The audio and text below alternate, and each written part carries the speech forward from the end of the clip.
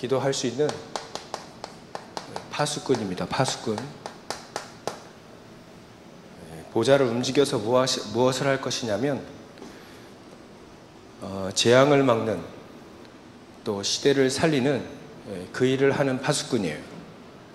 이게 바로 파수꾼의 기도죠. 그래서 이사야서 62장에 보면 파수꾼에 대해서 얘기가 나옵니다. 파수꾼의 기도, 보좌를 움직이는 기도를 하게 되면, 여기 보면 하나님이 많은 걸 얘기하셨죠. 파수꾼은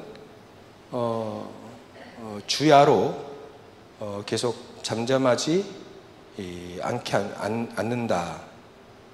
그리고 너희는 쉬지 말고 하나님께 기도하고 또 찬송하고, 찬송 받게 하시기로 그를 쉬지 못하시게 하라 했으니까 찬송하면서 하나님이 계속 그 기도와 찬송에 응답하시도록 기도하라는 거죠. 그렇게 되어지면 여기 보면 8절 9절을 이렇게 보면 능력의 팔로 하나님이 맹세하시는데, 내가 다시는 내 곡식을 내 원수에게 양식으로 주지 않겠다, 원수에게 곡식을 뺏기지 않게 하겠다, 이렇게 말씀을 하셨고, 또 네가 수고하여 얻은 포도주를 이방인이 마시지 못하게 하겠다, 뺏기지 않겠다 하는 거죠. 그게 바로 파수꾼의 보좌를 움직이는 기도하는 사람들의 이렇게 응답입니다. 그리고 오직 추수한 자가 그것을 먹고 나 여호와를 찬송할 것이고, 9절에 보면 거둔 자가 그것을 나의 성소 뜰에서 마실 것이다, 이렇게 얘기하셨어요. 말씀을 잘 기억하시기 바랍니다. 그 말씀대로 하나님이 우리가 보좌를 움직이는 파수꾼의 기도를 회복하게 되어지면 이런 축복을 주신다. 그리고 10절, 9절, 10절, 11절, 12절에 보면 무슨 일을 하게, 파수꾼의 기도는 무슨 일을 하냐면 길을 수축하고 또 돌을 제하고 또 깃발을 들어라 라고 했죠. 그렇게 하기만 하면 하나님이 우리를 구속한 백성이요 구속하신 자다, 하나님이 우리를 구원하신 자다, 그리고 또 너를 이끌어 12절에 보면 찾은 바 된 자요, 잃어버렸다가 다시 찾은 바 된 자요, 또 버림받지 아니한 성읍이다. 결코 하나님이 버리지 않는 축복을 누리게 되는 거죠. 그래서 여러분들이 하나님은 우리 렘넌트들에게 보좌를 움직이는 기도, 이 속에 있으라. 말씀을 잘 듣고 여러분들 나이 때는 조금만 실천해도 보좌를 움직이는 기도를 할 수 있어요. 조금만 실천을 하면 됩니다. 작은 실천이죠. 이 작은 실천이 여러분들이 아침, 점심, 저녁, 아침, 낮, 밤 좋아요.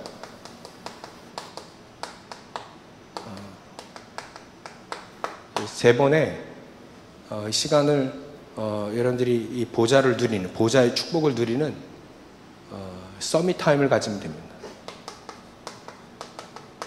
결론부터 내고 서밋 타임을 가지면 돼요. 이 서밋 타임은 사실 다윗도 그랬고 사도 바울도 그랬고 오늘 보면 이사야도 그랬고요. 사실 이 서밋 타임 가지고 많은 작품들을 남기고 또 이 속에 은혜도 받고 축복도 누리고 그랬어요. 그래서 우리 렘넌트들이 이 서밋 타임을 어떻게 이렇게 보내냐면 아침, 낮, 밤 3시간을 통해서 5분이어도 괜찮아요.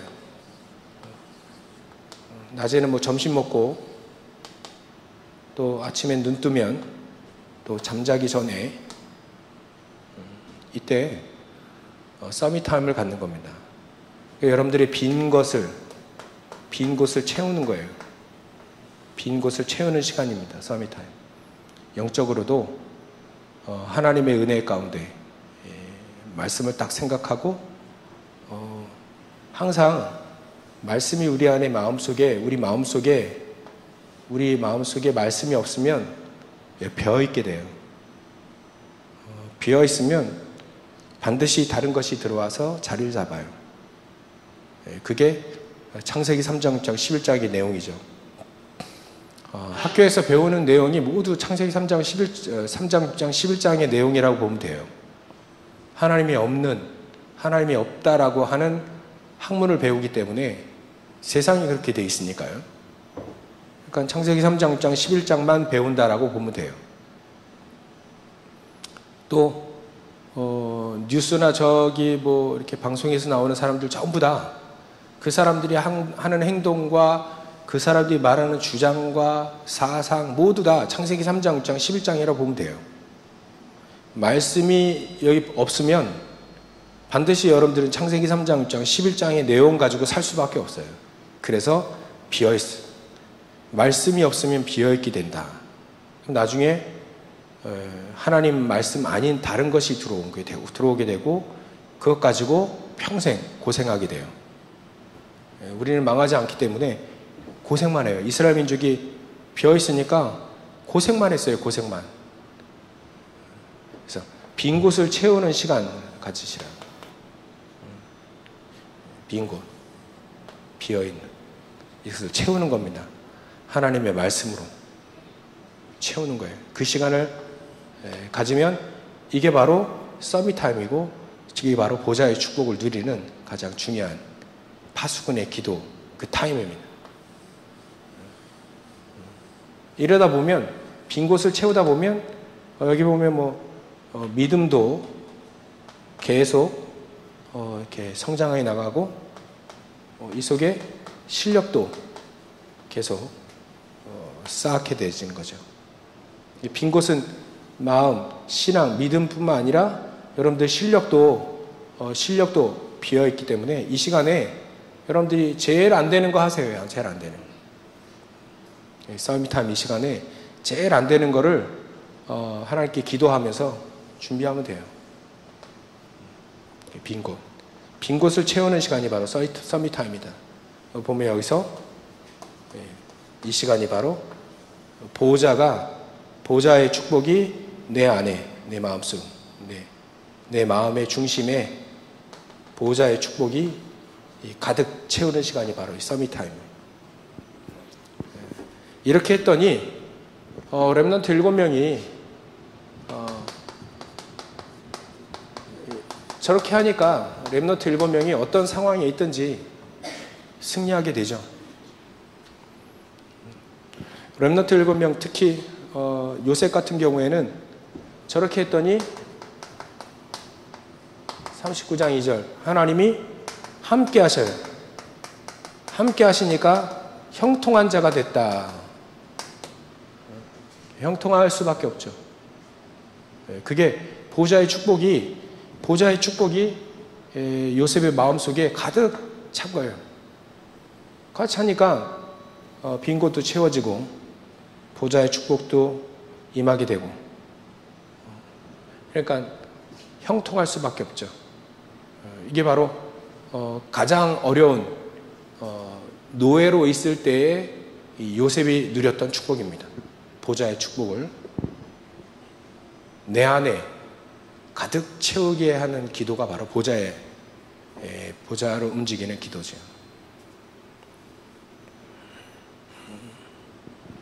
그래서 여러분들이 기도의 기준이라고 하는 건 바로 어찌 보면 이거예요. 하나님 나와 함께 하시는 축복. 이 축복이 어디까지 갔냐면 불신자가 알게 됐죠. 이렇게 성령에 충만한 자를 본 적이 없다라고. 제 기도의 어찌 보면 기준이에요. 정시로 기도를 시간을 정해서 하는 것도 괜찮지만 엄밀히 따지면 기도라고 하는 건 24에 24. 24입니다. 하다 보면 결국은 24가 되어지죠. 하나님은 24로 함께 하시고 또 우리가 하나님의 말씀을 24로 묵상하고 살게 되어지면 이렇게 되는 거예요. 이거를 우리는 렘넌트의 특징이지만 우리는 회복해야 될 거예요. 우리는 이 축복을 회복해야 될 거예요. 렘넌트가 누렸던 축복, 보좌를 움직이는 기도, 그 보좌의 축복이 내 안에 임하게 하는 기도를 우리는 회복을 해야 돼요.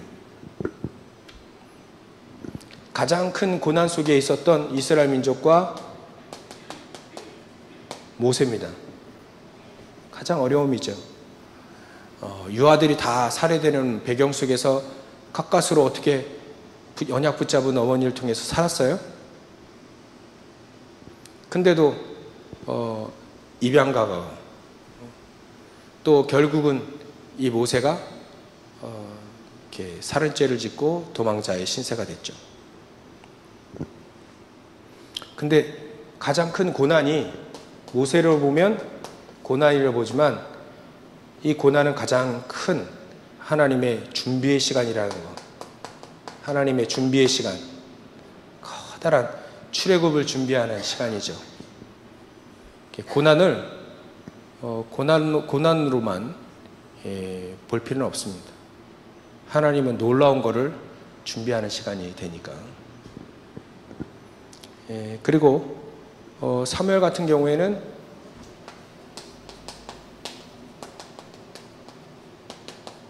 가장 외로운 시간입니다. 외로움. 왜냐하면 언약궤가 있는 성막 안에서 혼자 잠자고 일어나야 되니까 부모님을 떠나서 가장 외로운 시간입니다. 외로운 시간. 근데 그 외로운 시간이 외로운 것으로만 끝난 게 아니라 하나님의 놀라운 축복으로 이어지죠. 그게 바로 미스바입니다. 미스바 운동으로 이 시간이 이때 언약궤 옆에서 외로운 상황 속에서 사무엘은 기도한 거예요. 기도. 보좌의 축복이 내 안에 임하고 그래서 보좌의 축복이 막 나에게 가득 채워지는 그 시간으로 바꾼 거죠.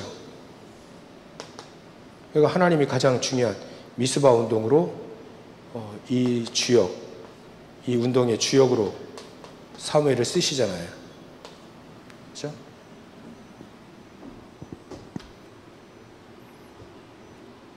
그러니까 특징이 보면 되게 어려운 상황이에요. 다들 하나같이 쉽지 않은 상황 속에서도 그 시간이 하나님은 가장 중요한 것을 준비하는 시간이고 또 어찌 보면 가장 커다란 축복을 예비하는 시간이죠. 그렇게 보면 됩니다. 만약에 혹시 여러분들이 어려움이 있으면 다 하나님은 그런 시간으로 축복의 시간이고 또 보좌의 축복을 누리는 시간으로 바꾸실 거예요. 다윗 같은 경우에는 굉장히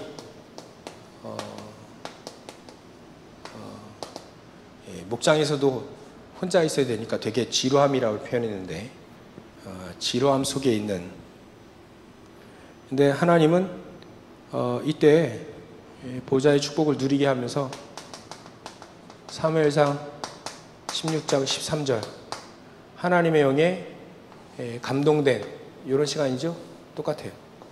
하나님의 영에 감동된 보좌를 움직이는 보좌의 축복이 내 안에 임하게 되는 그 시간으로 바꾼 거예요. 이 시간을 바꾸면서 요거 준비한 거죠. 요거 준비한 시간이에요. 다윗에게는 진짜 믿음과 실력을 다 준비하는 시간이다. 가장 넓은 거를 준비했다 했죠. 넓은 거.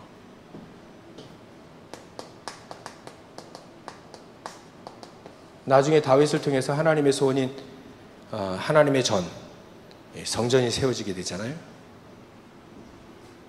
그러니까 성경의 렘넌트 7명들이 전부 다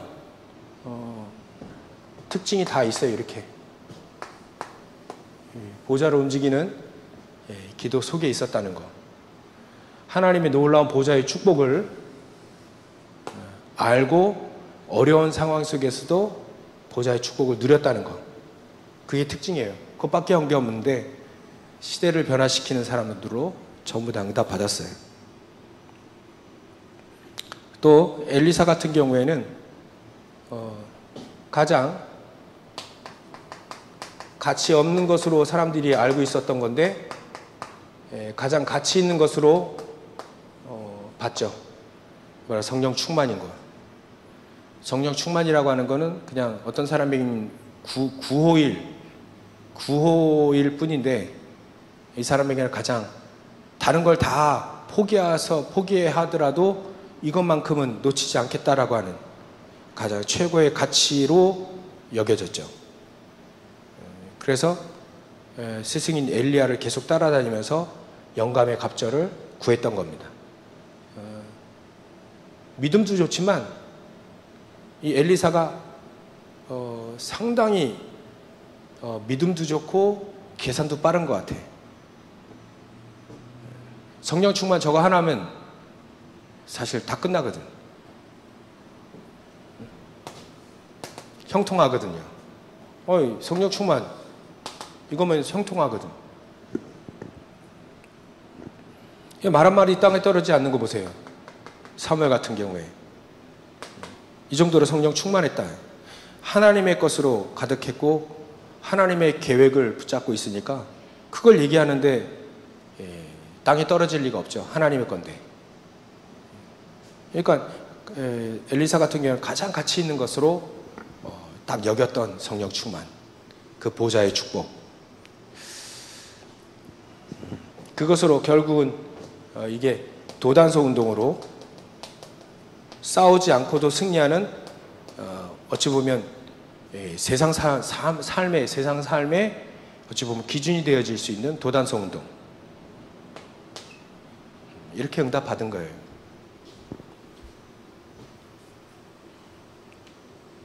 그래서 우리도 여러분 렘넌트들도 마찬가지로요. 무엇을 가장 가치 있는 것으로 여기느냐에 따라서 그 인생이 결정이 됩니다. 엘리사 보세요. 결정이 됐잖아요.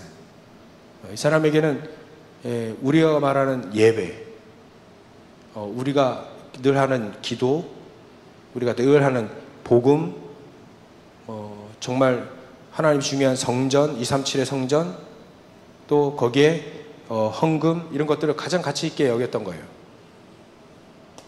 만약에 여러분들이 그걸 가치 있게 여긴다면 도단성의 운동,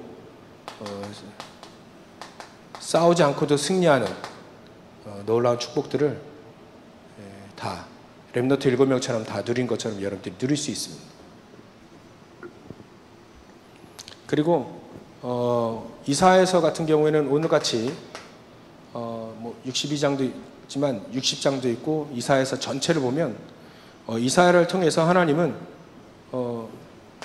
응답이 없습니다. 무응답이에요. 이사야 당시에는 응답이 하나도 없었어요. 괜히 잡혀가고 감옥소에 갇히고, 나중에는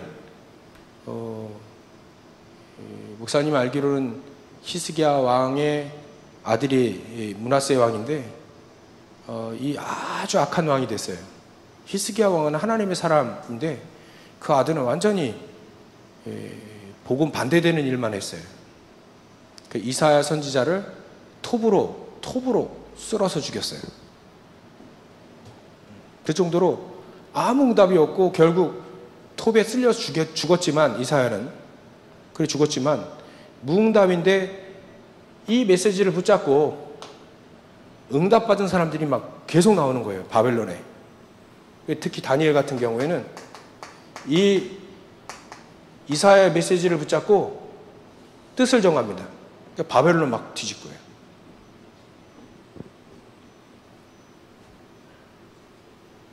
그러니까 그 응답을 누린 사람들은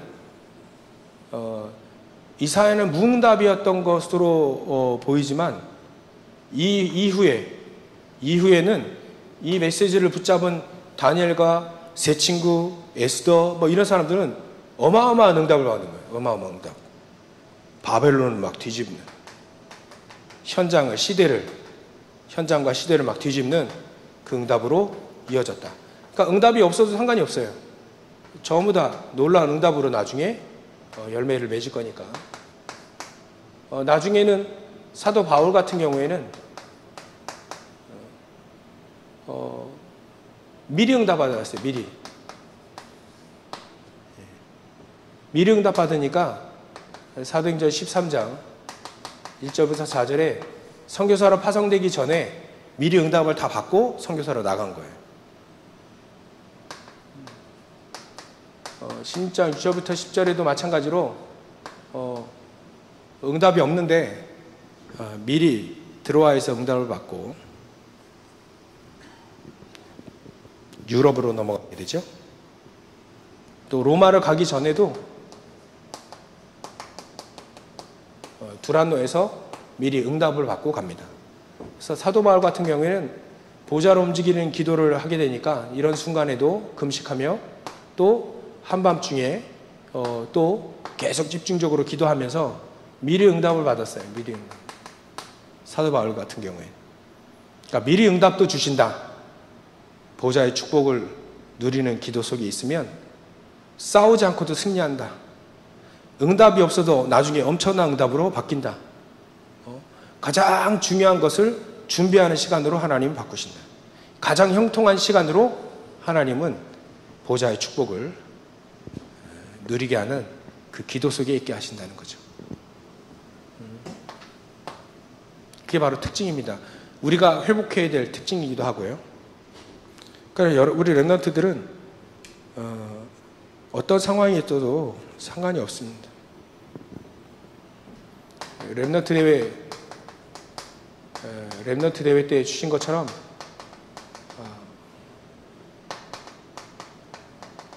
플랫폼의 기도 회복하면 됩니다. 미래살리 플랫폼이라 했죠. 그 다음에 오늘처럼 보좌의 축복을 누리는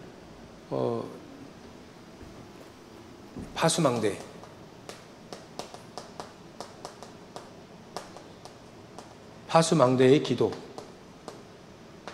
또 하나님과 늘 소통하는 안테나의 기도, 이런 기도. 플랫폼의 기도는 보좌의 축복을 내가 누리니까 응답이 나에게 하나님 주시잖아요. 나 때문에 살아요, 사람들이. 나 때문에 사는 그 기도가 플랫폼의 기도예요. 나 때문에 응답을 받고. 전부 다 이 사람들 때문에 다 우리도 응답받고 그 시대 사람도 다 응답받았잖아요. 이게 바로 그 플랫폼의 기도입니다. 그리고 파수망대는요, 모든 것에 의미를 두는 기도라고 했는데, 파수망대는요, 어찌 보면 지키면서 보호하는 그 기도입니다. 파수꾼이 졸면 다 죽잖아요. 그러니까 여러분들 통해서 다 살아나요. 다 살아나. 그러니까 어떤 상황이 있어도 하나님은 이 속에 다 의미가 있는 거예요. 그러니까 여러분들 때문에 산다. 안테나의 기도는 어떤 상황 속에서도 하나님과 소통할 수 있다. 노예로 있을 때도 소통할 수 있고요. 감옥에 있을 때도 소통할 수 있고, 광야에 있을 때도, 푸른 목장에 있어도 하나님과 소통할 수 있는 그런 기도입니다. 그래서 여러분들은 진짜 내용이라 할 수 있는 작품을 남길 수 있는데, 그러기 위해서는 여러분들 자체가 파수꾼이니까 그런 자체가 작품이기도 하고요. 특히 여러분들을 부르신 이유가 바로 파수꾼, 이 시대를 살리고 지키라고 불렀기 때문에 특히 237이 오도록 길을 닦고 또 깃발만 들면 됩니다.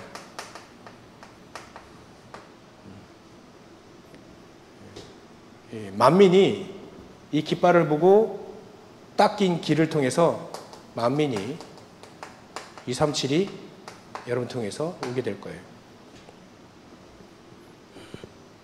그래서 우리 렘넌트들이 한 가지만 잘 기억하세요. 편안히 가장 좋은 시간에 편안히 말씀을 딱 붙잡고 묵상하는 그 기도만 회복하시면 돼요. 그럼 이때 하나님은 보좌의 축복을 여러분들에게 부어줄 겁니다. 부어줄 겁니다. 그 속에서 보좌의 축복을 누리는 그 속에서 믿음도 잘하지만 여러분들의 실력도 그 속에서 공부를 해야 돼요. 보좌의 축복을 누리는 그 상황 속에서 공부하는 건 다른 거죠.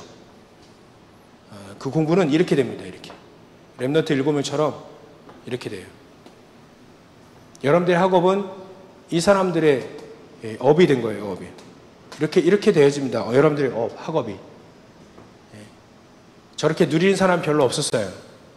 네, 여러분들이 렘넌트로서 이 축복을 누릴 수 있도록 하나님이 허락하신 거니까 저 언약을 붙잡고 하나님 앞에 서기만 하면 됩니다.